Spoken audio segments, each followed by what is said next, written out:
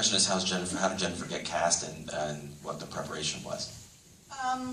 I was on a somewhat short list of actresses that Quentin was interested in. He had most of the roles he knew who he wanted to cast, but Daisy, he wasn't sure.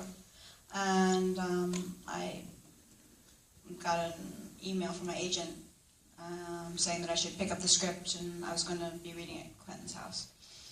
So I did, and I had the whole script for 2 days before my audition, but I was missing the last chapter. So Daisy doesn't talk a lot in the movie, and so I read it several times. Then I went to Quentin's house, and we talked for a long time about Daisy, and he wanted to know my thoughts about her. And then he came in with the last chapter, and he said, okay, why don't you read this? I'll give you some time, and then we'll read from that. And then I started reading it, and Daisy suddenly speaks quite a lot, and so that was a little daunting, and I was a little scared.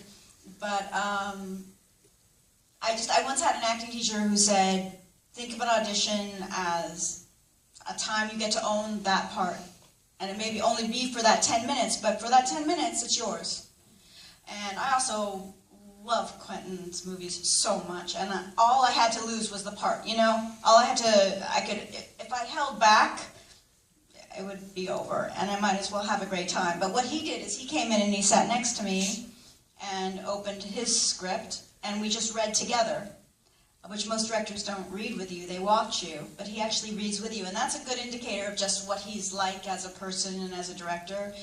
You really felt like he was with you, and you were acting together, and it was play, and it was fun, and you suddenly felt, in a way, fearless.